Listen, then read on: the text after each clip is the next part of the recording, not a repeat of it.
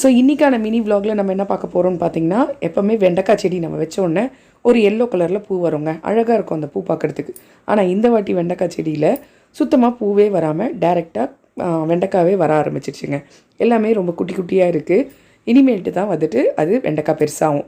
இன்னும் வெண்டைக்காய் வந்துட்டு ஒரு 5லேருந்து 6 நாள் வந்துட்டு சீக்கிரமாக வந்துடும். ஸோ அதுக்கப்புறம் அதை ஹார்வெஸ்ட் பண்ணலாம்.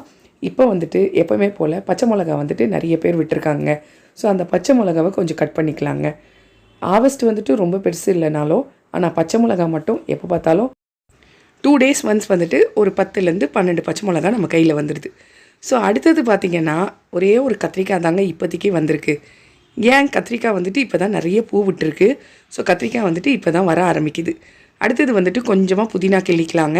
ஏற்கனவே நம்ம புதினா கிள்ளணும் இல்லைங்களா? ஸோ அந்த வாரம் போய் இப்போ இந்த வாரம் கொஞ்சம் அறுவடைக்கு வந்திருக்கு. ஸோ அதையும் பறிச்சிக்கலாம். 8லேருந்து 10 பச்சை மிளகா, ஒரே ஒரு கத்திரிக்காய், கொஞ்சம்